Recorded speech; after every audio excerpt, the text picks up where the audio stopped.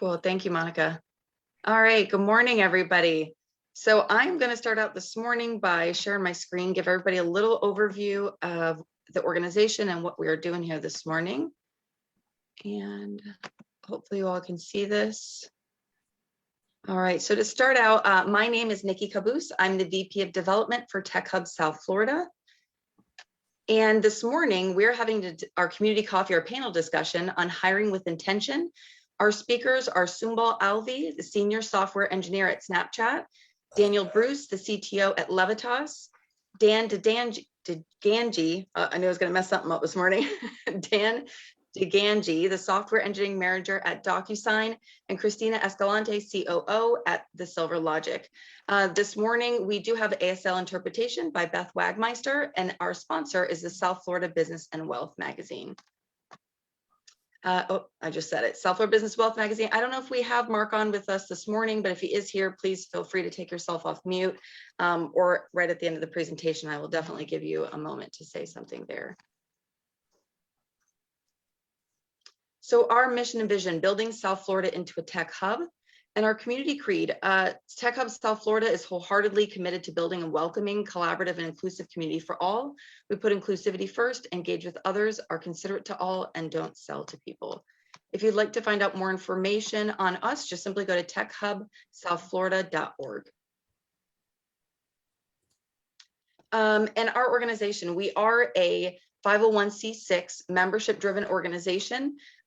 We actually have currently over 200 corporate members, and our region is from Miami-Dade all the way through Palm Beach County. We even have a few people here in Martin County as well. And of course, once you include all the wonderful, talented people, there's thousands of professionals that are a part of our organization. These are just a few here. I think actually a few of these we've got on our call this morning. I know we've got BidTelect, NextEra, Energy, Boca Code, Office Depot, Modernizing Medicine, BRIC. I mean, we've got some wonderful organizations here. Also, our organization is made up of startups all the way through enterprise. So we've got a little bit of everybody in between. I won't go through all of them, but if for anybody that's on this call that's not familiar with us and may be interested in membership or learning more about that, we do have 4 different corporate membership levels, 1 individual level, and we do offer different access to member exclusive peer groups, speaking opportunities, job listings, and of course a lot more. But again, we'd be happy to help you and give you more information if you're interested. And a little bit about our events. So this is on an average weekly basis. We've got Tech Talks on Monday nights at 5 p.m. Soon to be actually starting them back in person. We're going to be doing it hybrid. May 10th, actually at Boca Code, is going to be our first one back in person in over a year. So we're excited about that one.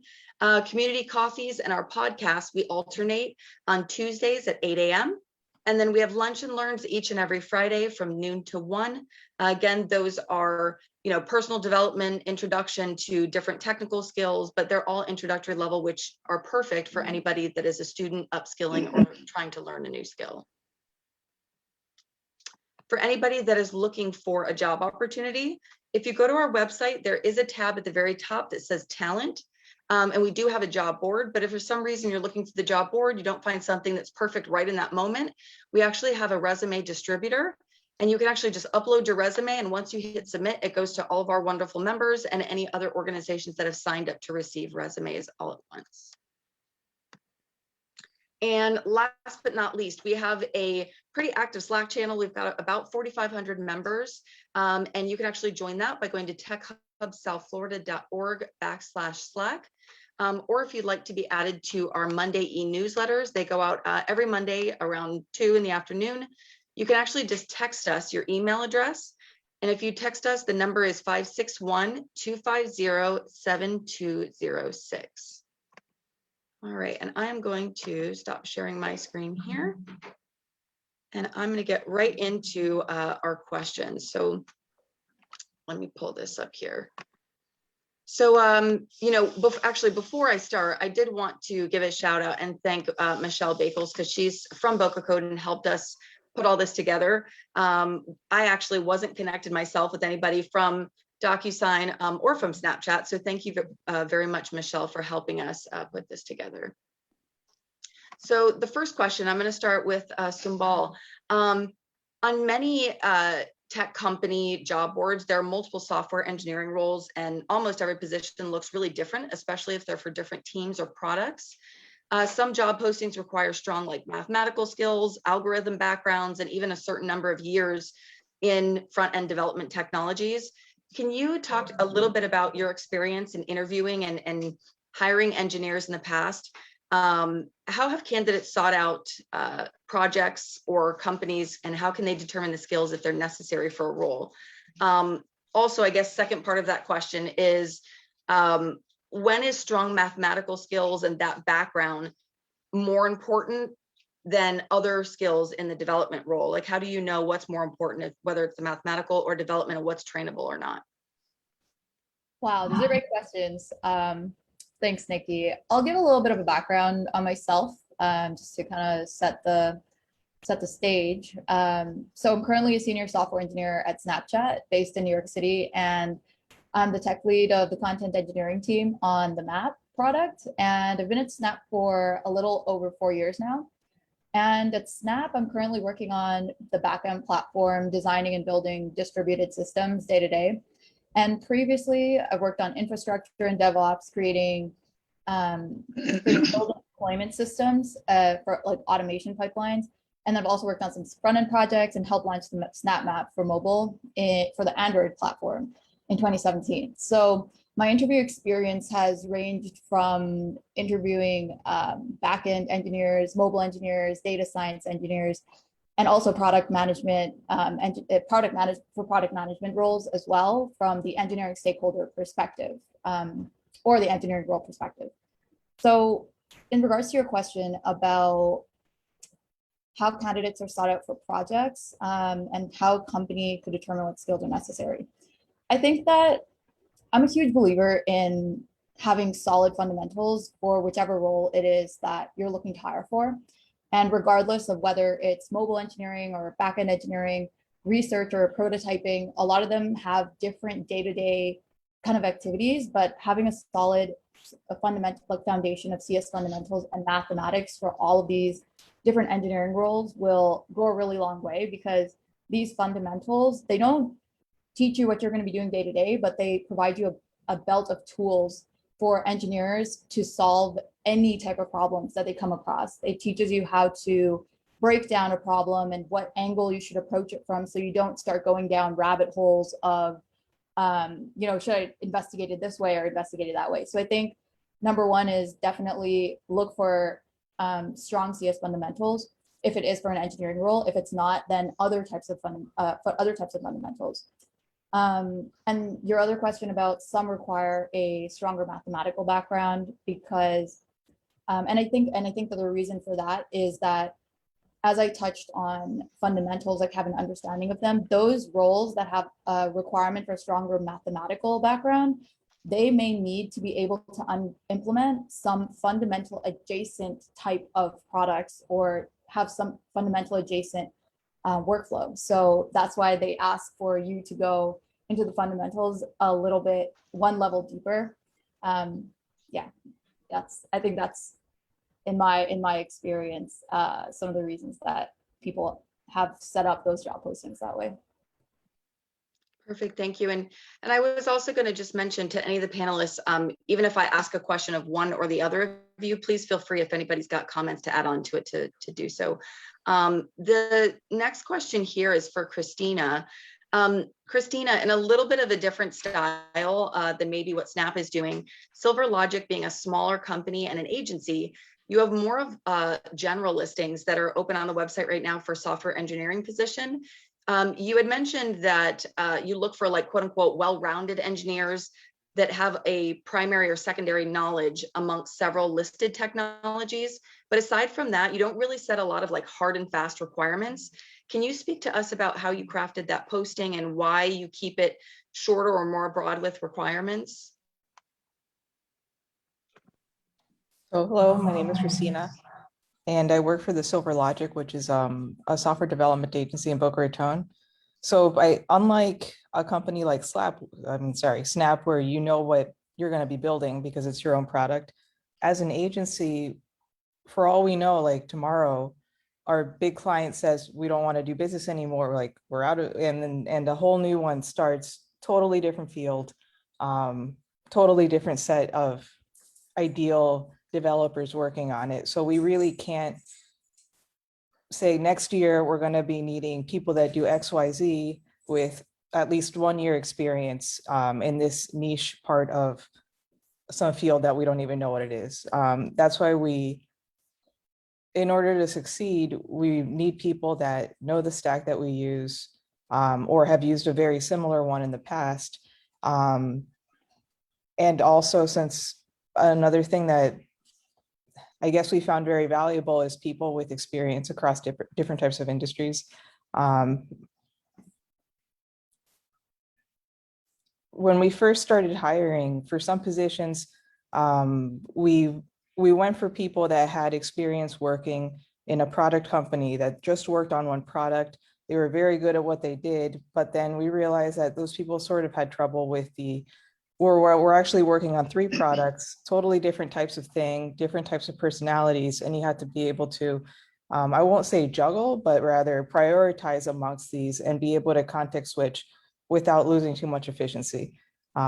So just focusing more on you have to be able to code efficiently using these tools and also be able to work in an agency environment without getting overwhelmed or too stressed, while still being able to empathize with the end user was more important. So it's not because we want it to be this way. It's just the nature of the industry that you have to be able to roll with the punches and respond to, like, tomorrow, hey guys, new client, they make socks. Like, all right, now I guess we got to deal with this. Versus another company where you just work on one product with your team for forever until like the catastrophe happens or you move on.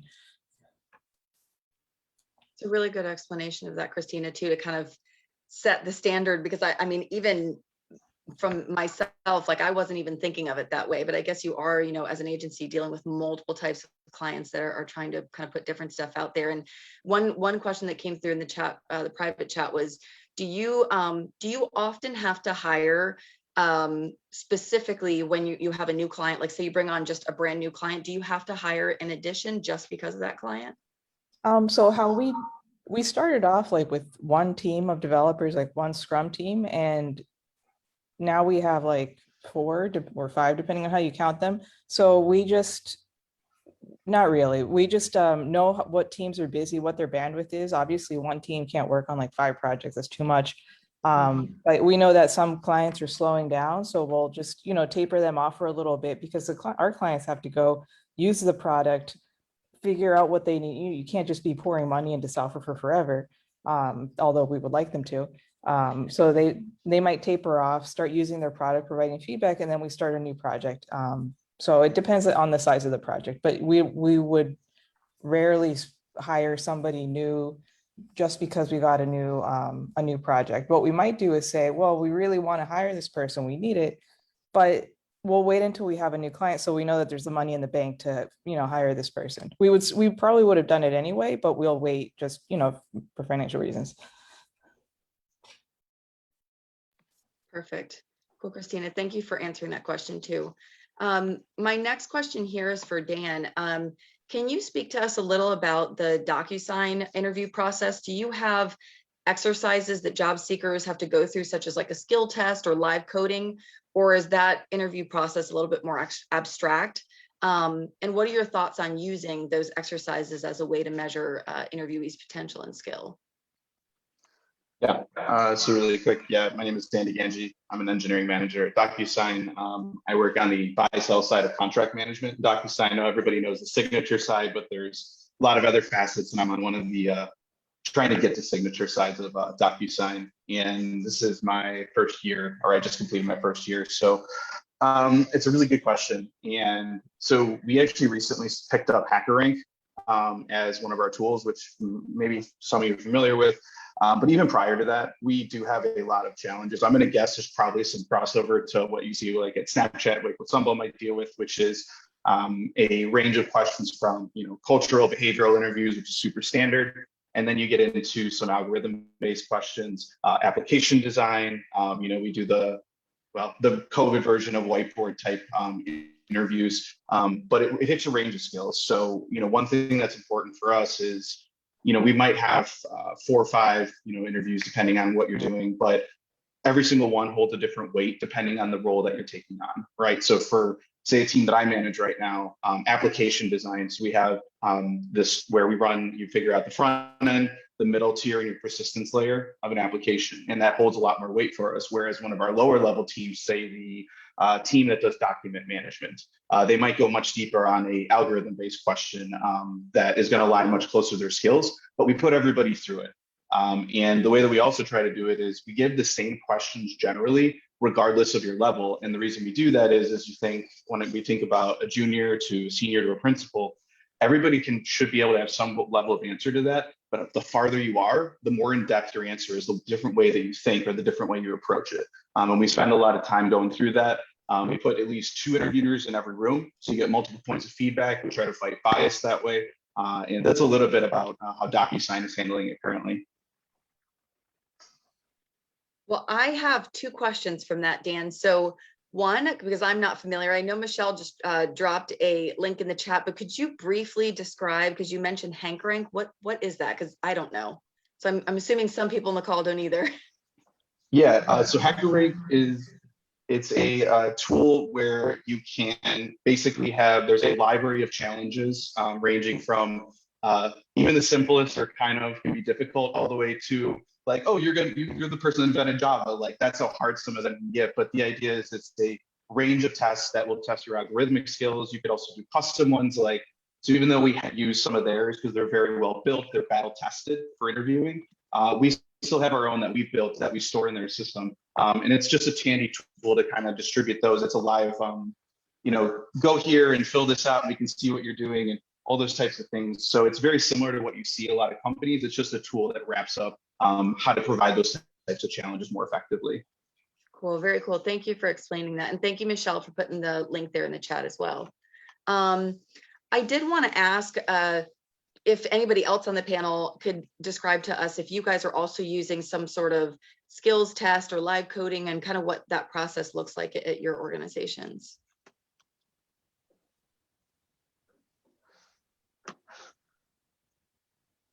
Yeah, Nikki, this is Mike at BidDelect. I'm the CTO of BidDelect, and we actually use a standardized coding tests for all of our candidates. So we go through in the initial phone screen. We go through a method of providing them a Git repository. We don't care the language that they write it in, but we provide them the guidelines for them to provide a response that's compilable and meets the requirements that we provide them. And you'll be surprised at how many people just overlook some of the details, right? But it's standard. We give the same coding challenge for our back-end users. We give a different one for our front end, but no matter what the level, it's the same test. But we do it, like I said, we do it a little bit differently. I don't care the language you do. We want you to do it the most efficient way, and we like to see how you think.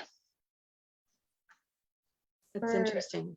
In my experience at different companies, I've seen different things used, like other than just the standard whiteboarding one, and some creative ones that I think are really cool are like at Pivotal Labs when I used to work. That was more consulting based, rather it was a little bit more like an agency.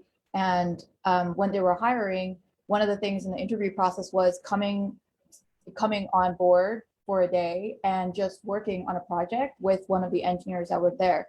And Pivotal Labs had this way of working where everyone was going to be doing test-driven development, and then they also had pair programming. Every single person was pair programming. So in order for them to simulate what it would be like for somebody to come on and work, be there and working, and see if they're effective, they would do pair programming on a project the whole day. Another type of interview process that I've also held for a lot of different candidates of all of varying experience is having them do a coding, just come on site and work on a project the whole day. Every hour, go in and check on what their progress is and make sure that they're on the right track, like help them out if they kind of went off the road a little bit. And I found that to be really effective too, to be able to cover all different experience levels as well. I think we're more than, oh, sorry. But sorry. I think Go ahead, please. I think we're more similar to BidTelect. We do have a coding challenge, but it's more of a liar filter. Like if you flip a coin 3 times, then you flip it again 4th time, what's the probability it's going to be heads, like that level of thing, just to weed out at the initial level. And then after that, there is a very, very small whiteboard challenge on a Google Doc, but that's also similarly like trivial. And then the real challenge is the take-home assignment, which again, like I BidTelect, we would prefer you use one of the languages or platforms that we use, but you could do it in whatever it is that you're the most comfortable. And it's the same for everybody. And I was just going to add is that going back to what Mike said about some of the languages. So that's why you see it. You asked earlier a question about what skills to know that you need to go after. If you understand like what's, I like Sabal, you said adjacent or tangentially related skills, right? That's why you see a lot of like, oh, if you know C# and Java, like cool, they're not the same language, but they have a lot of crossover. And you find, earlier on, this is much more difficult. But as you get deeper in your career, you're going to find that, yeah, I might have done C# for 5 years, but going and picking up a similar static type language is different, but it's going to have a lot of crossover, and software patterns, they change across languages for different problems you want to solve. But there is a very, very large Venn diagram that you start to see, especially again, as you get more experience. And that can also help you figure out, oh, do I need this skill or that skill, or am I at least in the vicinity of where I need to be for the skills that I'm trying to bring to the table for this company? I did have a question that came through in chat. So for any of you that would like to answer this, Mark was asking, how much does creative thinking factor into the hiring decision? And he says, in other words, do you value creative thinking more over technical thinking? I can speak to that a little bit. So for us at Levatas, it's definitely a balance, right? We look for both. Both characteristics are really important. But for us, we tend to value creative thinking and adaptability over specific technical skills. A little bit about just my background, a little bit about Levatas. So Levatas is a local South Florida-based company. We're an AI tech firm. We specialize in what we call advanced analytics. So really, we focus on things like machine perception, so computer vision, natural language processing, artificial audio processing. And so we partner with companies like Boston Dynamics or other robotics companies to basically allow these robots to have extra sensory perception, to be able to understand their environment. In our industry, and especially that specific focus area, it's changing so fast that specific skills have a very, very short shelf life. And so the technology that's really popular today may be out of style 6 months from now, or in some cases, even 3 months from now. It's changing that fast. And so we tend to prioritize people who have the right soft skills, the right adaptability, and bring the right type of creative problem solving skills to the table, because we know that those types of folks are going to adapt to change and not necessarily get stuck on one particular tech stack or one particular skill set. Every company is a little bit different. Because we're in a consulting business, we build a lot of custom solutions. And so our customers expect us to be kind of on the cutting edge of technology nonstop. So we do value those specific technical skills, but almost more from like as a litmus test of where are you currently in, like how well have you adapted to the current day, latest and greatest technologies? If your tech skill set is 5 years old, that's a warning sign to us. If you bring sort of a relevant current technology set and you prove to us in that interview process that you have that kind of adaptability and that passion for learning, that's really what we're looking for. Perfect. Thank you, Daniel. And actually, you kind of started, it was perfect, that question mark in the chat, because it kind of went with my next question, was actually for you, Daniel. But we've been able to kind of hear about the Levatas story and heard from when you guys were a brand new startup to now. Can you talk a little bit about the difference from in the beginning, when a lot of startups or smaller companies feel like they can't compete with these larger companies and they can't find the right talent and they just want to put a quote unquote like a butt in the seat, and a lot of times you're forced to, or you feel forced to just hire for only skill. Can you talk about maybe what it was like from when you did have either like limited pay or benefits in the beginning to now, and what is the best way to do that for a startup? And why maybe you should still, even as hard as it may be, hire for culture, shared values over just the skill factor. Yeah, absolutely. It's a great question. And first off, for context, I've been at Levatas for going on 15 years now. So I've had the privilege of seeing a startup company, local startup company, go through like 15 years of evolution. We've been 5 different companies during that period, right? So we've kind of had to adapt to survive and meet the demand. There was a point when we were a web design company, and here we are today building advanced robotics applications. I would have never guessed that that's where our journey would have taken us, but it's what our journey looks like. Nikki, to your question, I was there in the early days of Levatas where we didn't have things like a QA team. We had one engineer on our team.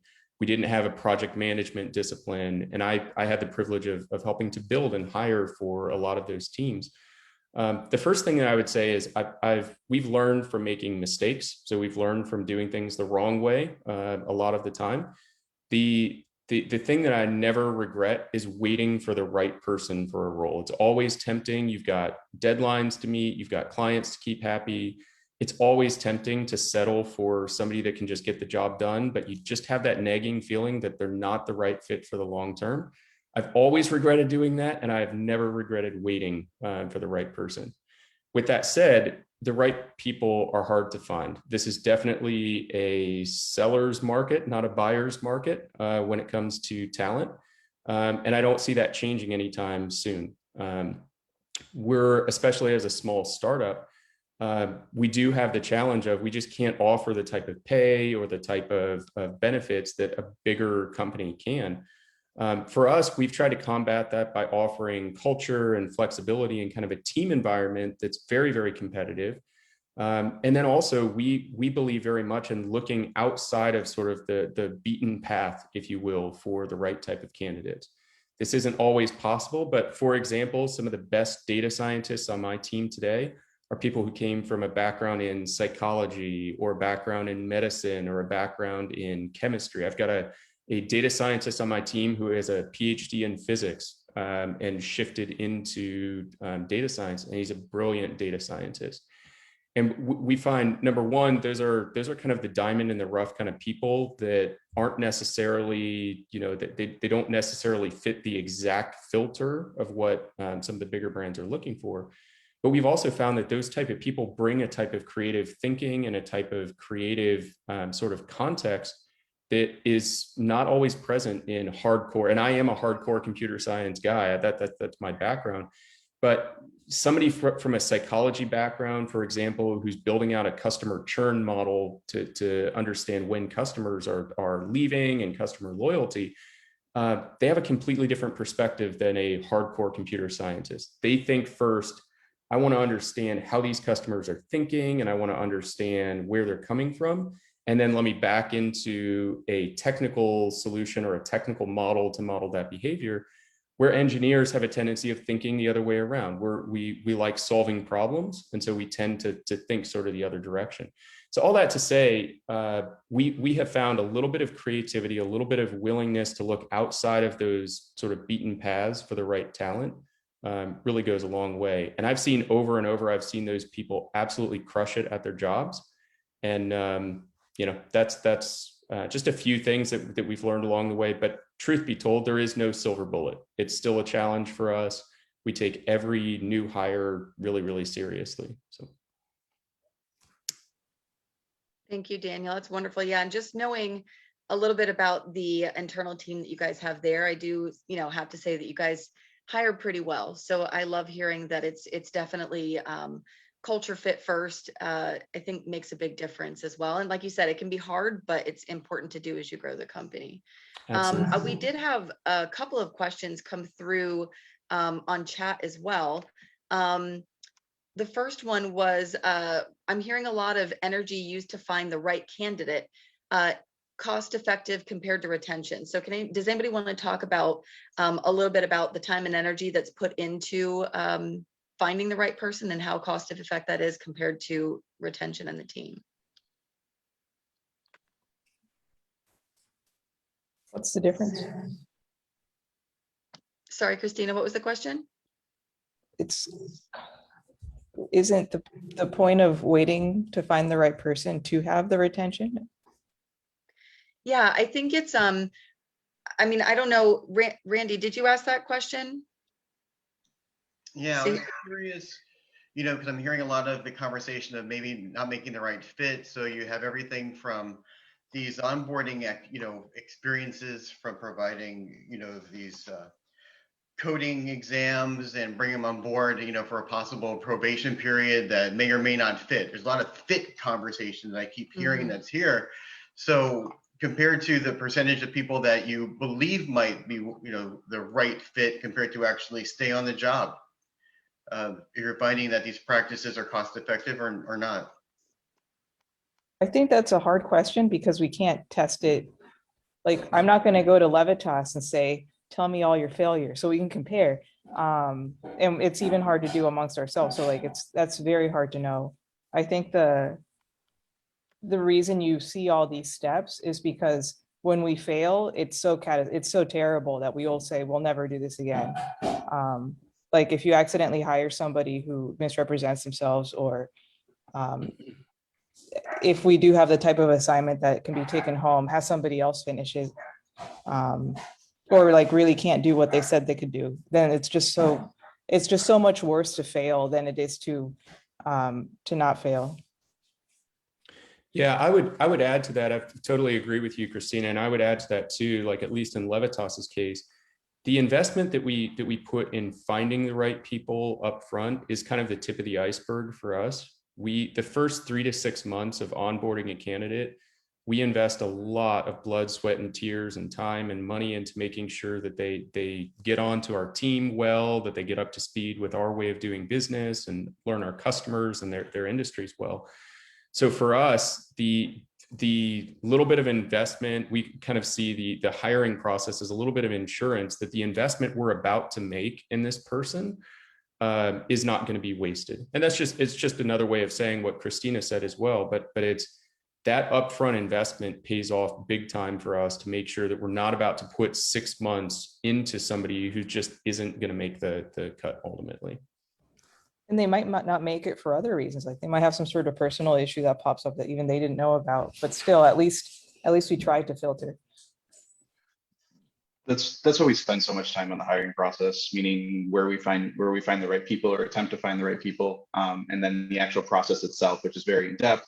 It hits a variety of levels and different criteria because, so like, for example, for a company like DocuSign, our product is wildly massive. And so I remember when I first started and it felt like, saying drinking from a fire hose, I felt like I was drinking from fire hoses of fire hoses. Like that's how ridiculous it is. So for us, when we think like onboarding onto our product called CLM, the amount of money and time, my boss is like, it's going to be like a year before you make truly could be like substantial contributions. And you have to take those things into account. So like, I think it's really interesting for a company like Cristina or Daniel's where, that that is even more, saying like, you may not have as many people say working in a place. So it's even more crucial to say, how do we find a balance between finding the right person, but also we need somebody. And I've been in that position before and it's very difficult. And so my hat's off to you as you try and solve through that problem. But like I said, that's why, there's a certain, at the end of this, so, you do your due diligence, you research, you do the interview process, but then there is that point where the hiring manager or a high level, like say like a VP is going to say like, all right, everybody, we need to make our best instinct. We've been in hiring for XYZ, levels of experience. What do we think? And we might be wrong, we might be right, but then it becomes that, where does that first 3-6 months go? What about the hiring manager who is going to onboard that person? Are we also looking for growth? Do we think that they're not perfect in XYZ, but they're good here and we can help them get those other levels? And so it's not this like, binary. Interview tells us everything, right? It's the many steps from the beginning through the interview all the way to bringing somebody on that is how you make this process work for your company, regardless of the type of company you have. Yeah, this is not really like a tech specific question. It's how we're like, if you're making sandwiches, you better make sure the person can stand and make a sandwich and have full use of their hands. If they're not doing that, they're doing something else like closing envelopes. At the very least, you have to like see them do it once. But can you really do that for 8 hours a day? It becomes then the challenge. So I think it's a work question more than a technology question. You know, I just wanted to interject here because I had a smaller agency than Cristina, you know, than Levatas or the SilverLogic. And my hiring process was very quick. I talked to students, you know, mostly it was like boot camp students that were graduating. And if they were passionate and could learn and could build a project, I hired them. And I just gave them immediate mentorship and they started producing right away. But that was because they had senior mentorship available. And, you know, so we had a very different model. And within weeks, we would know if this person was able to produce at a velocity and grow with the company or not. And then we would just let them go if they weren't. So it's interesting though, you know, but then again, my company ended up, you know, we ended up folding. So maybe not the best model to follow, but we definitely got developers right away and were able to produce right away. Yeah, but Todd, you could also say that your interview process lasted a couple of weeks and then, you know, it just depends on where you put the word hire. So we hired them for a probationary period. And then if they didn't work out, we let them go and went on to the next one. So either way, if somebody's not working out, either the whole company will suffer because you don't let them go, or you will have to let them go so that the company can survive. So it's for Snap and like other companies that I've had experience with for this, investing that time upfront and the resources upfront in networking with the candidate and also doing proper outreach to find the right group of people for teams. I've definitely experienced, like, even when I was working on my own startups, that initial time that you invest is really going to help reduce that employee turnover in the long term. And I think that's what the original question was kind of like trying to get at is that long term, is that initial investment that you make gonna pay off? And that's what I think, that the employee retention and employee turnover is going to be reduced, or retention is going to go higher and turnover is going to be reduced when you do spend that initial time. And I think one way that it's important to try to integrate that whole type of thinking is to look for the subjective skills as well as when you're doing the interview process. Like, there's going to be objective skills that are going to be looked for and they're going to be assessed. But then I think it's important to coordinate with the interviewers on what it is that you're actually looking for. And when you're creating that initial rubric of how are we going to assess whether this candidate is a pass or not, having a very specific rubric of, has this person communicated their skills properly? Or were they able to read the prompt here and like break down the question properly? Those are things that are subjective. And when we do like a discussion round after an interview has been done for multiple rounds, we have new talking points to talk about, rather than, oh, they finished this coding challenge in the X amount of time, or their code compiles. And it more so becomes a conversation of, is this person going to be a good culture fit for the team? Or, you know, is this a person that I would want to work with, kind of thing? And then that's where the conversation about what is our company culture and all that kind of stuff becomes really embedded within the hiring process. Yeah, that's a great point, Simple. And I was just going to add to that as well. Part of why our process takes a while. In fact, we have a short sort of summary for our process, which is hire slow, fire fast. That's how we think about onboarding and getting rid of the wrong talent. But part of why our process takes a while is it is a team hiring a person. It's not a hiring manager hiring a person. because we know that this team is going to be investing a significant part of their life in the trenches with these people. And most importantly, they're going to be investing a significant amount of their time taking these new people, putting their arm around them, helping them bring them up to speed, getting them onboarded with clients and projects. And we want to make sure that those candidates get to know the people that they're going to be working with, and that the team members have a chance to kind of pick. Now, there are challenges with that as well, right? We don't just want personality conflicts, or we don't want those kind of things to be calling the shots. But ultimately, we really encourage our team members to be involved at every step of the process. And that just means, like for us, we typically have a 3 or 4 step process for candidates to go through as they're meeting hiring manager and HR and the team they're going to be working with, and each step of the way. But it's I couldn't agree more with what Symbol said there. That investment pays off in spades every single time. We have never regretted doing that. So. Would you want to work with this person every day is a question we ask very, very often during the interview process. And if the people that are the team, your interviewers are like, I don't think so, that says something very quickly to us, regardless of whether you're, again, the best developer in the world. You can be the best developer in the world, but if you don't have those other skills, and they call them soft skills, but I consider them very important hard skills to have, you're going to find yourself having a very difficult time finding jobs, to tell you the truth. Yep. It's crazy to think about it, but you're gonna, I mean, we tell people on our team, you're gonna spend more time in some cases with these people. There are weeks where you will see them more than your family. You need to make sure that these are the right people, that, the people you want to be hanging out with, the people that you want to be shoulder to shoulder with. Yeah, really, really, really critical. Question for everybody else. This is something I talked with Nikki for a while, is that we go to all these events like this, and then there's like, oh, soft skills. Where do we get these soft skills? We'll send them to a resume writing workshop. But what do you think that would help? Like, let's say there's somebody who has soft skills potential, but they were like, I don't know, an only child and their parents moved around a lot, no friends. So how does this person develop soft skills? Like, my first instinct was like, well, join a bowling league, do sports, like go volunteer, work together with somebody that you don't like to achieve a common goal. And that's how, if somebody sort of their feet, but they're getting bad luck in interviews or not performing well, and they say your soft skills suck, what would advice you give that person to actually get the soft skills you need to work in a software company? I think that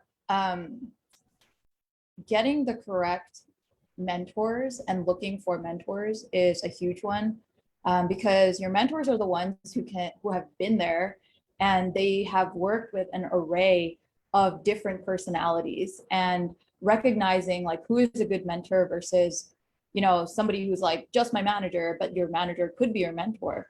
I think that's really important. And because mentors, they have their own they have their own careers that they're developing out. But I think that if they have worked in many different teams and whatnot, they just have learned so many more things. So I think one is the correct mentors, and another is we're talking about networking and outreach and investing time up front. I think generally what I've seen is that good people know good people.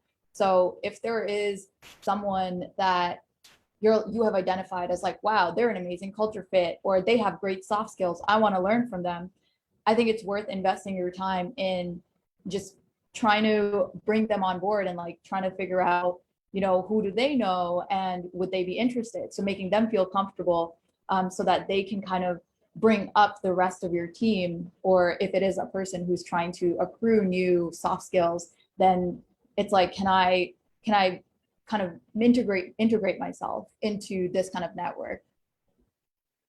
So Paul, that's a great point too with, you were talking about, it made me think about basically the diversity and inclusion piece, because you're talking about like referrals, and that is one of the top ways that companies are finding people is with internal referrals with current staff already. But I know one of the questions that we wanted to get to this morning was around diversity and inclusion. I thought that was a perfect intro to that, was that, yes, I think that referrals within a company is one of the best ways to find other people, but a lot of times that also limits companies with their diversity and inclusion, because if you have a certain type of people and that's what the entire company is made up of, I'm just curious, I guess this is to anybody that's on the panel, but how are you guys implementing like diversity and inclusion on the front end of the, finding the candidates, the interview process versus thinking of it as an after fact or an afterthought? Because a lot of people think about these ERG groups and all these things at the company once people are there, but don't implement, hiring with intention as far as for diversity inclusion on the front end. So I'm just curious if anybody is interested in speaking on that topic. So I can start real quick. So when a couple years ago, I was reading about, there are all these articles about how to hire more women in tech, like how do you do it? And one of the biggest takeaways from reading all these many articles was everybody knows there are less of whatever group there is, less of in tech, like by a large amount. It's not like 40-60, it's like 20-80. So even if you put out a job posting, most of the people that you're going to get are going to be all very similar to each other in ways that we all know what those are. So the solution there, aside from making sure to reach out to places where, like, let's just use women, was to just wait longer. Like when you have a job posting, keep it open longer than you think that you need, and that'll give you a bigger pool of people to choose from. So that's something that we don't do all the time, but that has helped. And then the second one is not to come to our company and work for a day, because most people have jobs, they have kids, they have other responsibilities, and they just can't do that. So that's also the reason why we have the assignment that you could do at home on your own time, just due to the realities that people have bills to pay, and or kids to take care of, or grandma. And by having somebody sacrifice a whole workday to come interview at your company, you're going to be cutting out all the people that just can't do that for like life reasons. Not that I don't see the value in it, but that you're going to have to sacrifice something if you want to get something else. I totally agree with that. I think that interviewing needs to definitely be looked at as a people process. A lot of the time it's very transactional. It's like an email going like, hey, we want to interview you. What time are you available? Okay, great. This person that you've never met is going to talk to you and interview you. And then, you have 45 minutes to rush through a ton of questions.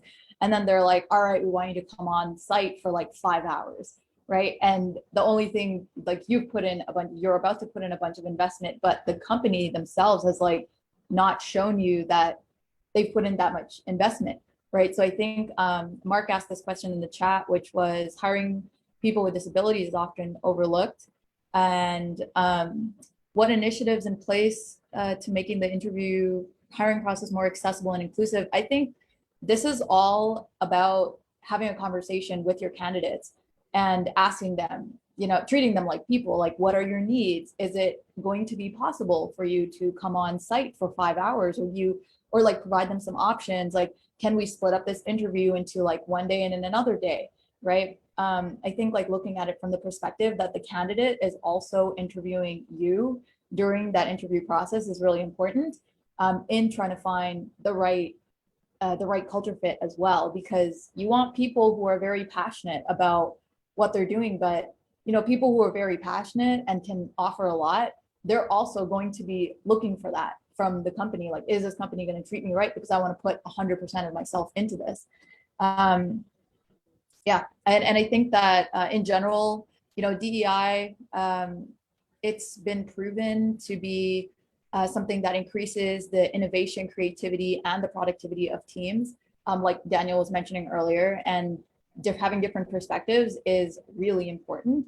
So I think one of the ways to not make it an afterthought is to integrate it within your OKRs, which is your objectives and key results.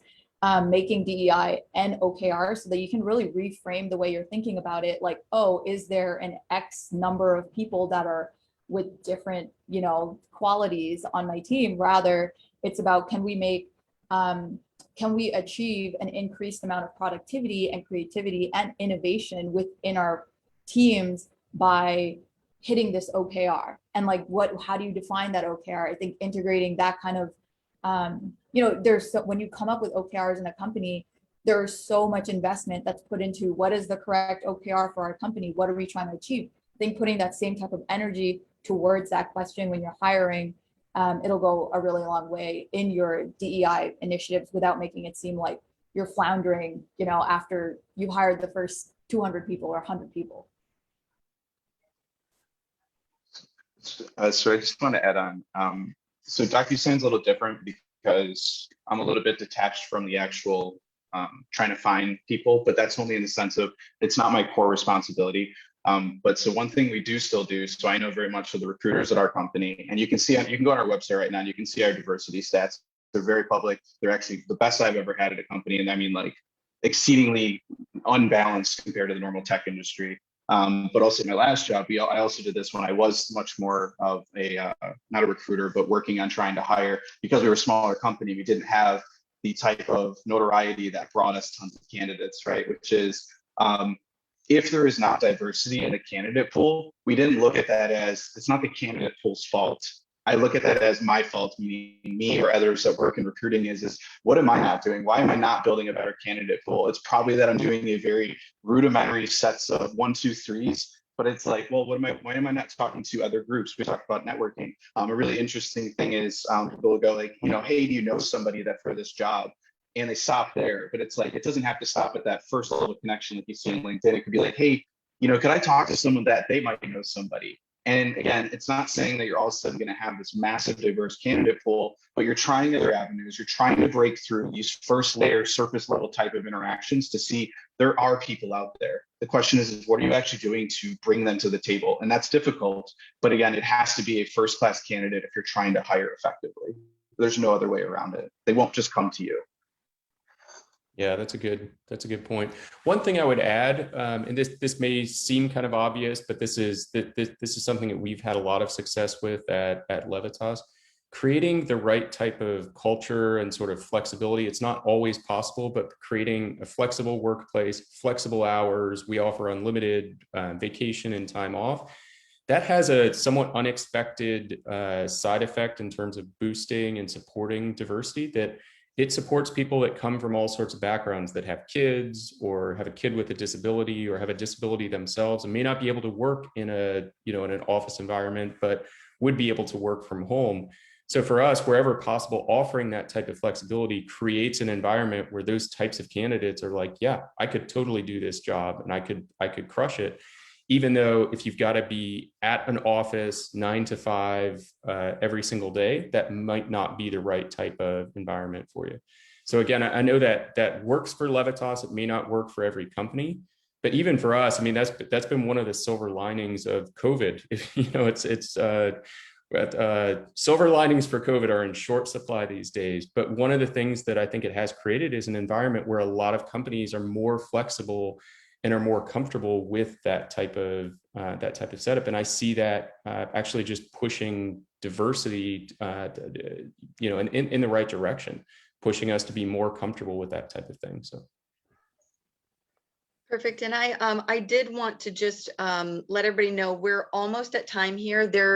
So these last couple of questions, because I've got like 10 questions I'd still love to ask you guys. So thank you for such a wonderful discussion. But there's 2 that are really important to us that I really would love to get out.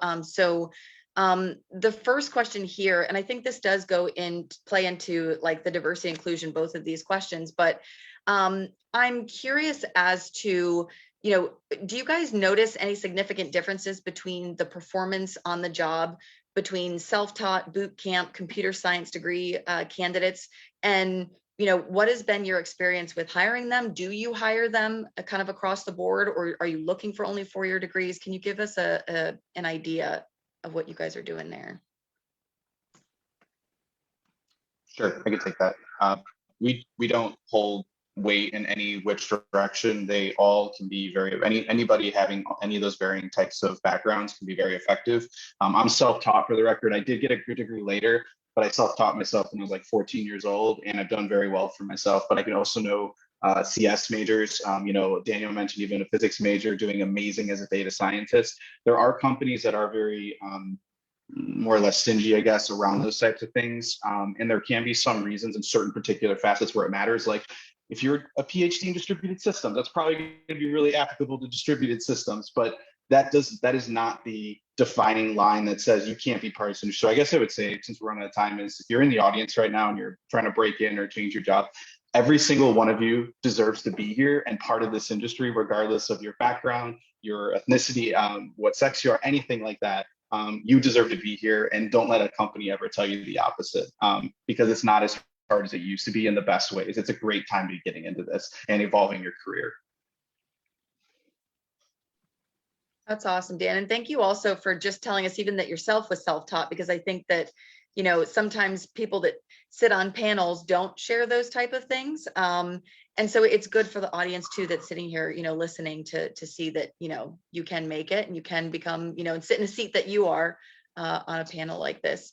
I want to use our last couple 60 seconds here just to get out the question of why do companies hire junior and mid-level employees when a lot of companies just look for seniors. They say, well, they're more experienced, they're more skilled, I just want to have all seniors on my team. What benefits do juniors and mid-levels bring to a team?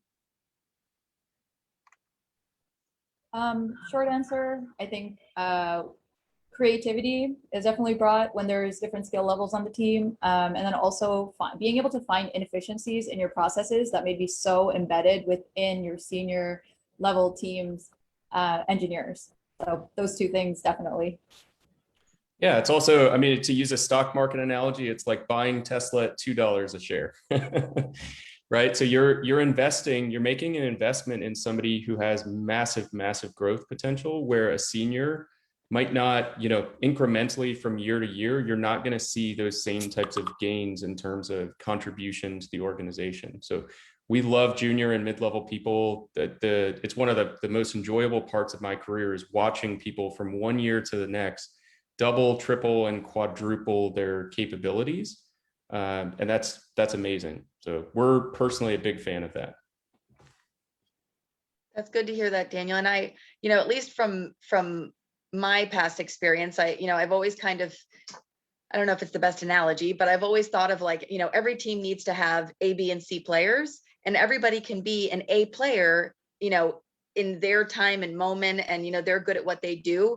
But, you know, and I kind of use myself as that if you had a bunch of Nikki's on the team, no offense, because I know there's another Nikki on the call here today, Nikki Allen, good name, by the way.